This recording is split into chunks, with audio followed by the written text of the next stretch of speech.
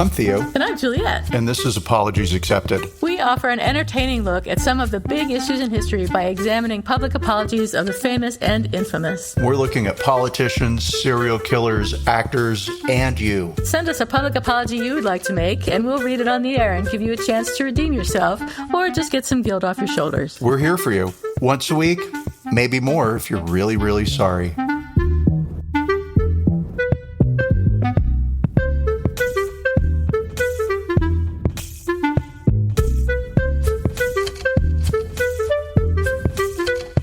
Hey, everybody. This is Apologies Accepted, The podcast. And I'm not Theo. And I'm not Juliet. And I have completely failed to think about bacon this week. I don't have. I must you're not have any vegan. bacon because I'm vegan. You ruined our show by turning vegan, and now we can't talk about our bacon. Seitan or something. So what's shaking seitan? Seitan. That sounds so delicious. Blah. What's your bacon? I know you have some. Yeah, so my bacon is just all brag, right? Yay. About what a hardworking person I am. We went on vacation and came back home after a horrible rainstorm swept through Austin, taking the city by surprise. Wow. Nobody apparently saw it coming. I don't know if that's because the Trump administration has decreased the number of weather watchers, but potentially maybe. Anyway, this storm really fucked with people, like streets flooded, and we lost, oh my gosh, probably, let's call it a whole tree, right? But it was just a bunch of tree branches. So our neighbors all have trees that line the property. Right. We have one tree in our yard. Okay. But whatever. The tree's like 50 feet tall. There's a bunch of branches on it. My neighbors all have these super tall trees. Oh, it was so big, right? Of course, I also don't know if 50 feet is really true. Maybe. Like it's more than 10 feet tall. I can easily say that because I am a 5'11.5". Thank you, God, for that, making me miss 6 feet. And so the tree's easily 3-4 of me. So 50 feet would be too tall. Let's call it 20. Whatever. It doesn't matter how tall the trees are. There's trees, so many branches. I meant to text. Did I text you a photo of the backyard? Yeah.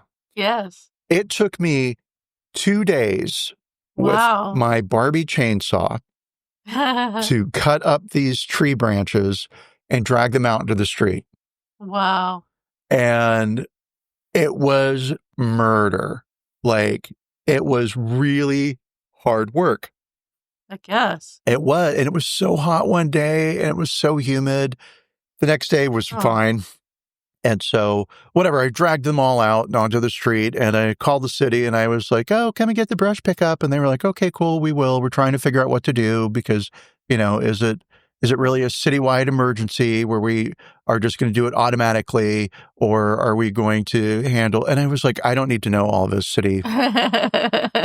It's like all of a sudden I know what it's like to talk to me. I don't need to know all of that. Thank you. I just need to know what day you're coming by to pick up, or whatever. Is it going to be within a week or a month? What's up? So hauled them all out and then went to my sister's yesterday to help her move stuff around her house because I just can't get enough of moving shit. Mm-hmm. And one of my neighbors sent me a text message and they were like, is everything okay? And I was like, yeah, everything's fine. And he said, because we see a forest in the street in front of your house and we're just wondering. And I was like, tree limbs, everything's fine, right? So my bacon is, with my Barbie chainsaw, I basically cut down Sherwood Forest and dragged it into the street in Austin. Yeah, and then spent all of yesterday helping my sister. So for the last 3 days, I have been hugely off radar. I have a blister on my thumb. That is the first time in recorded history that my precious hands have ever done real hard labor. Manually. Yeah, so I have a real appreciation. Now I know why my family has this expression, well, you're not digging a ditch, because that shit must be fucking hard. Yeah. Yeah, so I'll say, like, that's my bacon. There's no movies to watch. no books to read. There's no music to listen to. There's nothing. There's no joy in life. Nothing but tree. There's no good food. There's nothing. It's just trees. Yeah. Oh, well, speaking of art. Oh, look at you. Okay, yeah. We have an apology this week, surprise. And our apology is about Patti LuPone. So if you don't know, Patti LuPone is a celebrated American actress and singer, and she's famous for her commanding stage presence and powerful mezzo-soprano voice. She was born in 1949 in Northport, Long Island, and she's been a formidable force in musical theater now for over 5 decades. She's been known not just for her powerhouse performances, but for her scorchingly honest takes on what she sees as the failings of modern theater, both in practice and in politics. She's definitely not afraid to make her opinions known. Some of her critiques have included confronting audience members who disrupt performances with their phones. In 2015, she grabbed a phone out of a woman's hand mid-performance in an off-Broadway play after the woman was texting during the show. She has often expressed concern that Broadway has become too corporate, prioritizing profit over art, and she criticizes shows that are essentially theme park attractions, as she puts it, often referring to blockbuster musicals driven by branding and spectacle rather than substance, for example, Spider-Man Turn Off the Dark, or over-reliance on jukebox musicals. And she's warned about Broadway becoming inaccessible, saying it's not for the people anymore, it's for the rich. She has slammed producers for their treatment of actors, particularly women and older performers. She's argued that commercial producers undervalue the work of seasoned actors and frequently make decisions based on celebrity name recognition rather than talent or theatrical merit. She said, "I've been replaced more than once by someone who couldn't sing or act but sold tickets." She's also vocal about ageism and sexism in casting and has publicly stated that certain roles she should have played were passed over due to industry bias. She often critiques the influencer culture of casting based on social media followings rather than theatrical skill or training. She sees this as a symptom of the industry's broader slide into mediocrity. She's been quoted saying Broadway has become a celebrity playground and that too many actors don't know how to act, they just pose. In 2022, she made headlines when she returned her actor's equity card, saying, "When the run of company ends, I will no longer be a member of that union." She expressed frustration with Equity's handling of COVID protocols and a perceived lack of support for veteran actors. Her resignation from the union, a major symbolic move, reflected how deeply disillusioned she had become with industry governance. Patti LuPone recently said something that she couldn't stand by, however. She issued the first public apology of her career yesterday, following backlash over comments she made about fellow Broadway stars Audra McDonald and Keisha Lewis in a New Yorker interview. Did you read the New Yorker interview? Oh, I sure did. Yeah, me too. It was interesting. In the interview, LuPone referred to Lewis as a bitch and questioned her status as a Broadway veteran, while dismissing McDonald as not a friend, alluding to a rift in their relationship and refraining from commenting on McDonald's performance in Gypsy. These remarks sparked criticism from over 500 members of the Broadway community who signed an open letter condemning her statements as racially disrespectful and bullying and called for her disinvitation from the upcoming Tony Awards. McDonald responded to the controversy in an interview with Gayle King, stating that she was unaware of any rift with LuPone, noting they hadn't seen each other in over a decade. Two things I wanted to comment on. One is that I saw the open letter and looked at the signatories, the 500 members of the Broadway community, and I did not recognize anybody in that list except for Courtney Love, who I don't know how she got on there in the first place. But I mean, maybe it's just that I'm not a member of the Broadway community that I don't recognize these people. But the famous people that I would have expected to sign off on it, I didn't see any of their names. I don't know anything about Broadway. I recognize the name Patti LuPone, right? I do recognize that. Courtney Love, I would have recognized. And then, yes, as to the rest of it, no idea who any of those people might be or the importance that they have, the fact that they've signed on, right? Who did not sign would also be a thing. And those are things that I didn't care enough about to research also. I should have asked ChatGPT about it. Now that I think about it, I could have asked who all these people were.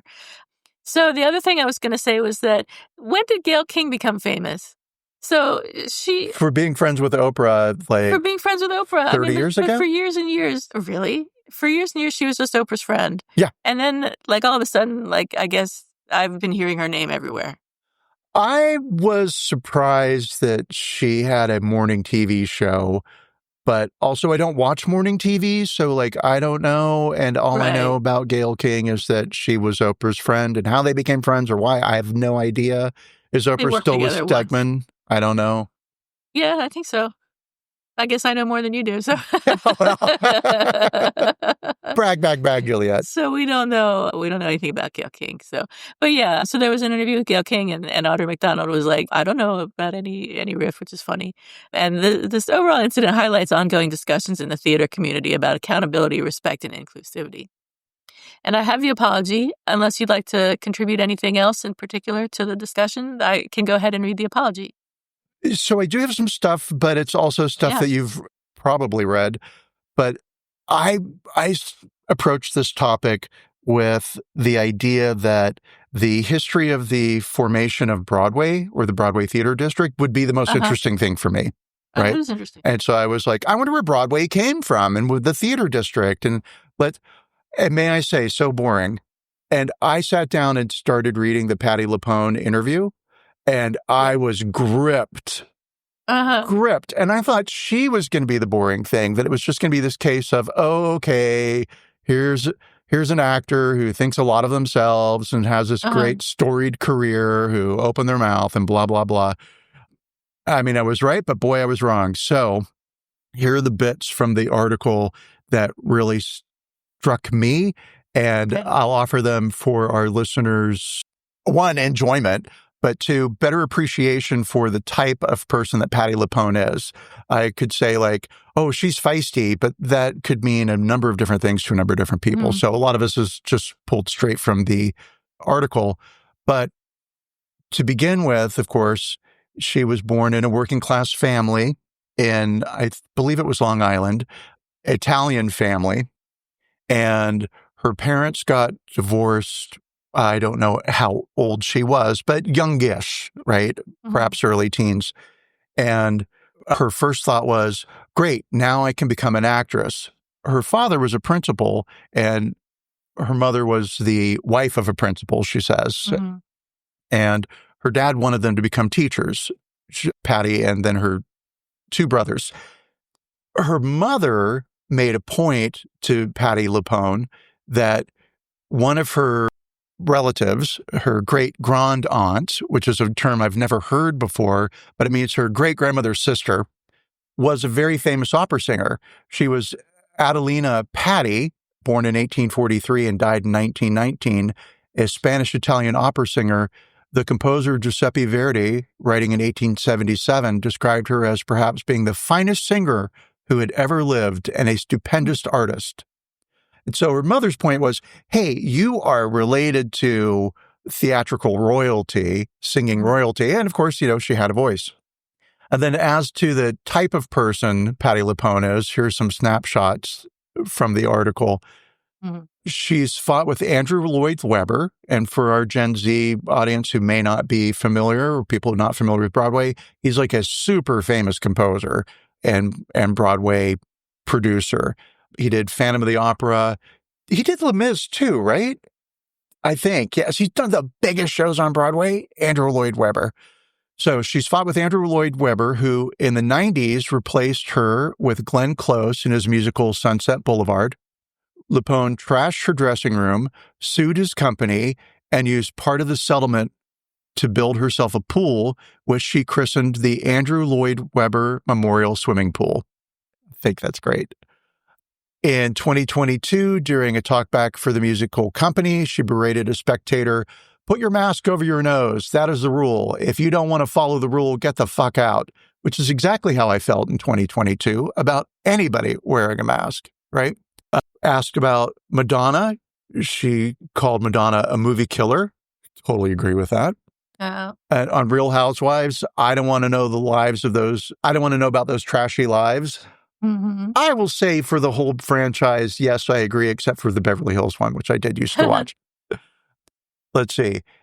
And she has said that she prefers the flawed to the perfect. Her bluntness has made her kind of an urban folk hero.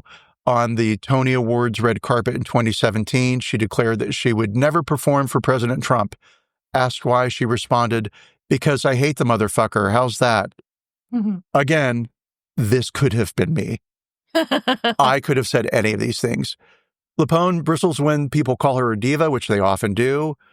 I know what I'm worth to production, she said. I know that I'm box office.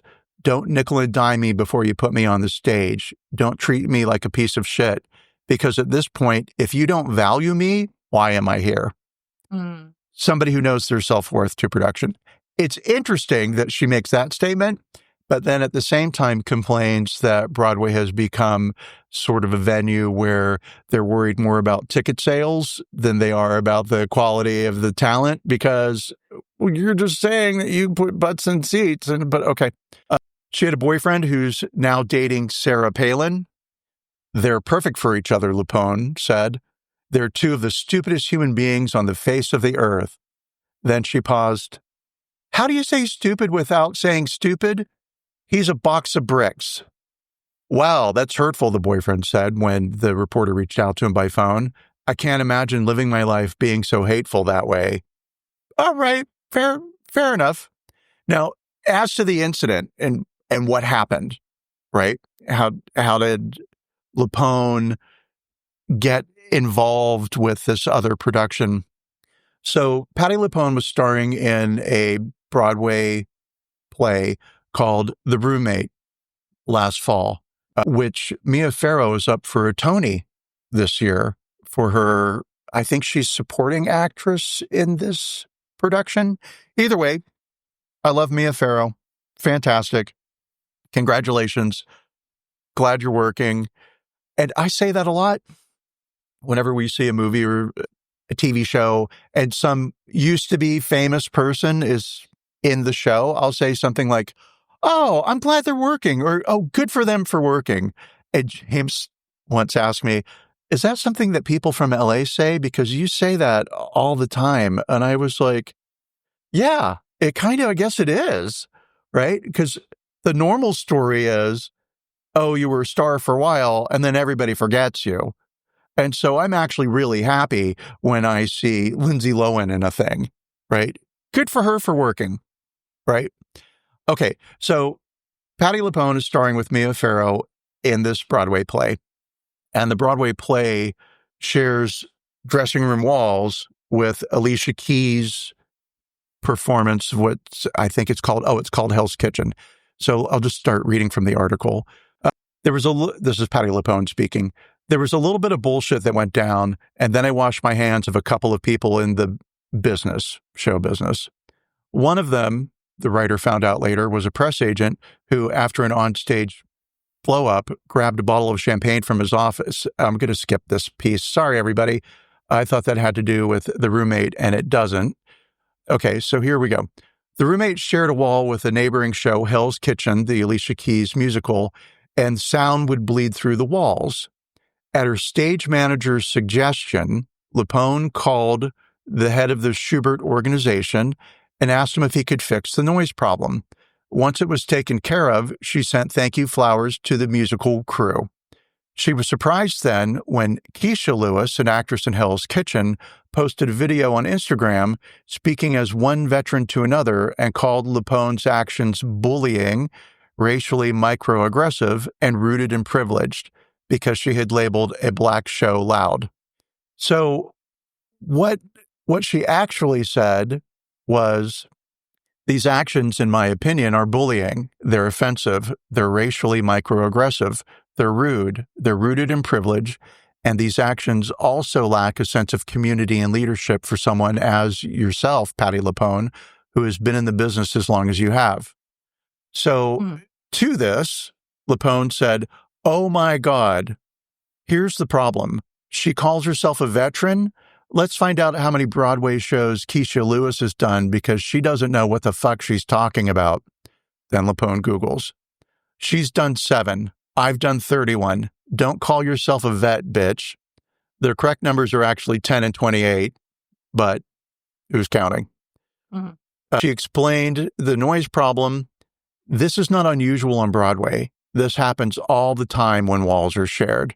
Then the writer of this, the interviewer of this piece, then asked her about Audra McDonald, the Tony-decorated Broadway star who had given, and I'm thinking Audra McDonald was a singer in the 70s, but I must have a different name in my head, right?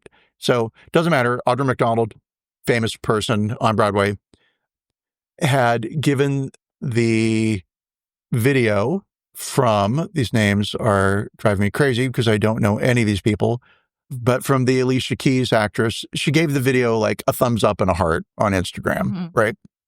And the interviewer mentions that to Patti LuPone. Hey, so what do you think about Audra McDonald liking this person's video saying, hey, you're bullying me? And Patti LuPone says, I thought, Audra, you should know better, but that's typical of her. She's not a friend.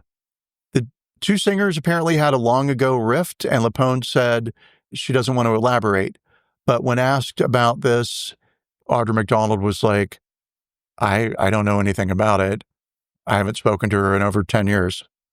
So that's kind of what prompted this apology, right? It's not even kind of. This is the statement she's apologizing for. Let's go ahead and hit the apology now that we have a better understanding of the type of feisty broad Patti LuPone is. Okay. Patti LuPone's apology, which was issued yesterday via Instagram, is notable because it's her first ever public apology in a long, outspoken career. She said, "For as long as I have worked in the theater, I have spoken my mind and never apologized. That is changing today. I am deeply sorry for the words I used during the New Yorker interview, particularly about Keisha Lewis, which were demeaning and disrespectful. I regret my flippant and emotional responses during this interview, which were inappropriate, and I am devastated that my behavior has offended others and has run counter to what we hold dear in this community. I hope to have the chance to speak to Audra and Keisha personally to offer my sincere apologies. I wholeheartedly agree with everything that was written in the open letter shared yesterday. From middle school drama clubs to professional stages, theater has always been about lifting each other up and welcoming those who feel they don't belong anywhere else. I made a mistake, I take full responsibility for it, and I am committed to making this right. Our entire theater community deserves better. Patti LuPone." Not bad.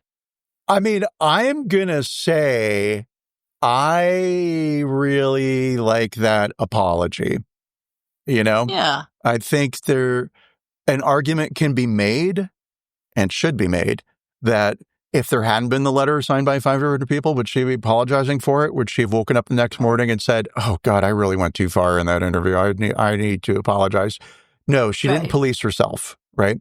So the sincerity might take a bit of a ding here, but I'd still give this and I'll go first so that way people won't keep saying like, oh, he just gives the same number Juliet does, but then went higher. I'm going to give it a 7.5. I really feel like she recognizes that she fucked up, that while there may be some face saving involved here, because while she's got enough money and she's said, like, I'm done with acting, I'm done with Broadway, I'm going to go to Hollywood now and be a star. I believe it. Yeah. Yeah. Yeah. I agree. Let's look at it through our criteria. Was there an expression of regret? Yes. Was there an explanation of what went wrong? Well, she did avoid making excuses, but some context might have helped clarify why she said what she did, especially if she genuinely misunderstood something about Lewis's career or was referring to an old personal grievance with McDonald. Was there an acknowledgement of responsibility? She didn't hedge with vague phrases like, if anyone was offended. She called her words demeaning and disrespectful, which is a stronger, clearer acknowledgement than most celebrity apologies. And she didn't try to explain away her behavior or blame editing and context. Was there a declaration of repentance? Yes. Was there an offer of repair? She said she'd reach out personally to McDonald and Lewis. Hopefully she will. I think it's interesting that she says, I hope to have the chance to speak to Audra and Keisha personally.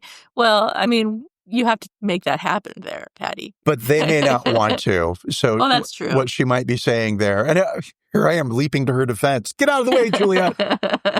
I'm going to say Patti LuPone from herself. They might not be interested in speaking directly to her. That's true. They might not. And was there a request for forgiveness? Not specifically, but I think it's implicit, so I'll say yes. And I would give this a 8, but God damn you. How dare you be higher than me? She did not include any discussion of race or power dynamics. So, given that over 500 Broadway figures signed a letter criticizing her remarks as dismissive toward 2 Black women in the industry, some acknowledgement of these dynamics would have helped. Skipping this gives the impression that she's addressing only the personal offense, not the broader implications. So, I think her apology is good. It's concise, it's direct, and it's free of bullshit, which is nice, but it fails to reckon with the deeper issues her comments raised. So I'm giving it a 6. Okay. That's more than normal universe. So I'm 1.5 higher than you. Yeah. Now, and you have the more reasoned approach. I'm going off of, let's call it instinct. Gut instinct. Yeah. Gut instinct, yes. Yeah. So, cool.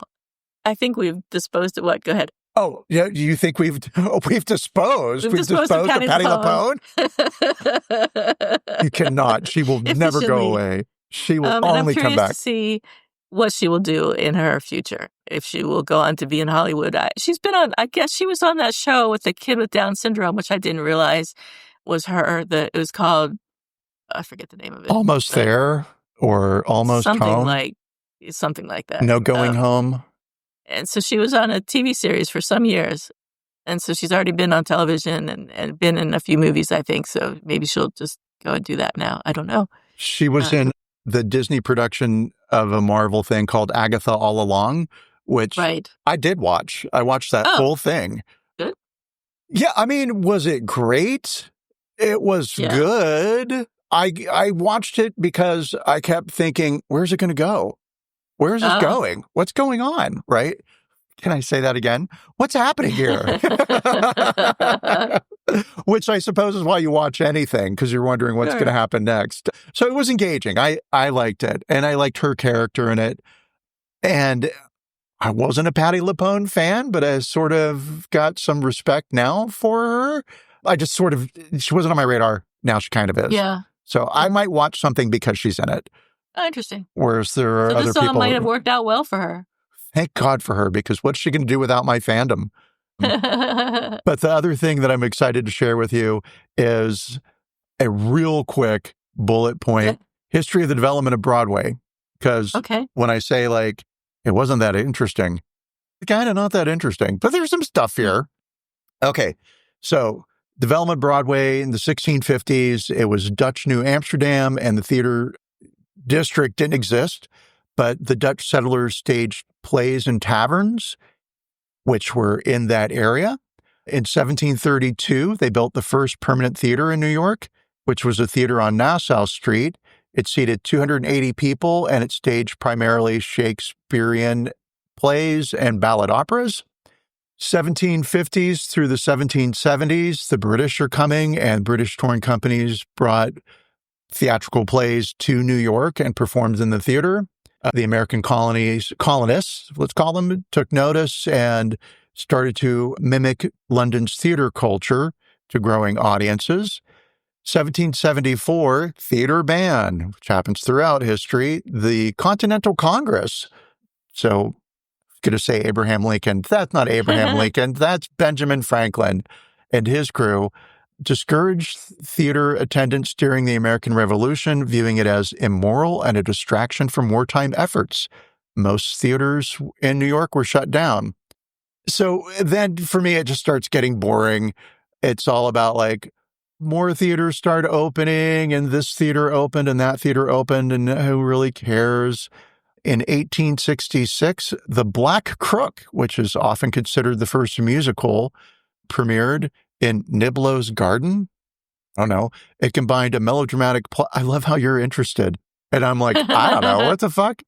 And you're probably like, I've seen 5 plays at Niblo's. It combined a melodramatic plot with French ballet, running for 474 performances, an unprecedented hit.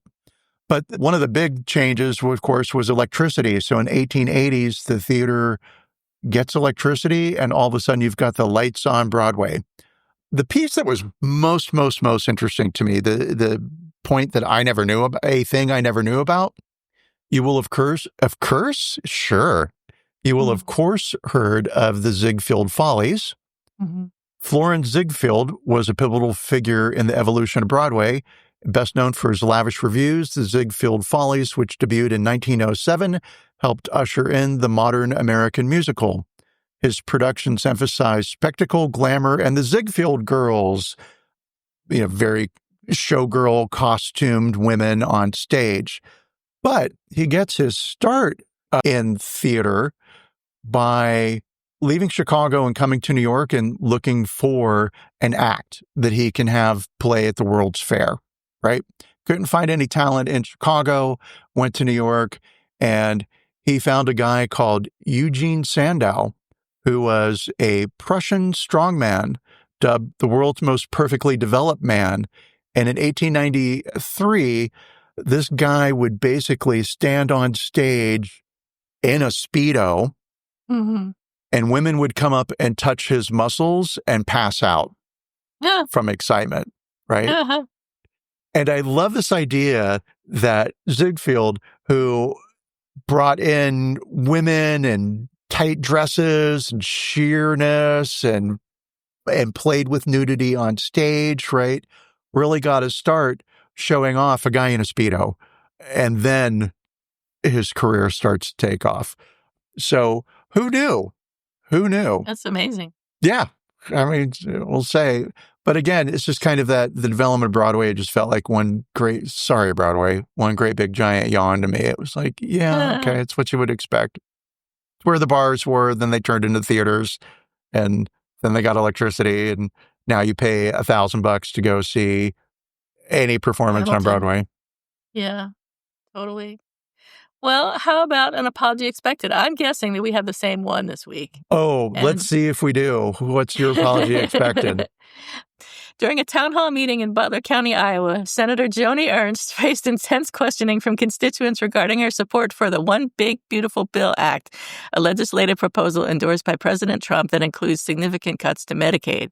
When a constituent expressed concern that these cuts could lead to deaths, Ernst responded, "Well, we all are going to die," a remark that was met with boos and criticisms from the audience.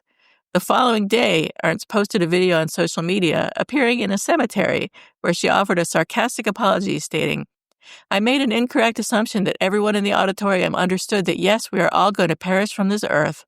She concluded by encouraging viewers to embrace my Lord and Savior, Jesus Christ. And I love in that video that, and I didn't understand this part, right? Like I really didn't get I understand. Okay. I didn't get it. So she says a basic, I'll paraphrase here because I don't have the quote in front of me. "Hey, I'm real sorry. I thought everybody in the theater understood that we would perish from this earth. I'm glad I didn't have to bring up the tooth fairy." Okay. Are you saying that you're glad that you didn't have to, because everybody believes they're going to live forever? And so but you close with Jesus. So you're glad you don't have to mention the tooth fairy. Again, a reference that like I understand kind of loosely what she's saying, right? It's a childish belief you're going to live forever. And then you tell everybody they're going to live forever after they die through Jesus? I mean, at least a tooth fairy gives you a quarter while you can use it. You're right. Good point. The best As point. Always. A Broadway point. So I hope she dies soon. Well, she will live forever with the tooth fairy and Jesus, and she'll be happy. And the Easter Bunny. Yep. So why should she have all the fun? I was right, I guess, assuming that we had the same apology expected. We absolutely have the same. It's the only apology expected. It's the only one. Yeah. Yes. And she's up for re-election next year. So this apology will not be coming anytime soon, like in the next day or 5, right? But it'll be coming when she starts campaigning, because that is a political cartoon. It's a political ad that just writes itself. It's the gift that keeps on giving. And if Iowa re-elects her, fuck you, Iowa. I have a friend that lives in Iowa, so sad to say that. They could always move. Well, she would also never vote for Senator Ernst. Ernst. Yes. Good for her. All right. Well, I guess that's it today. Thanks, everyone, for listening to us, as usual. And I really hope that you all stay cool cucumbers. And don't trip on Joni Ernst, you potato chips. Bye. Bye, everyone.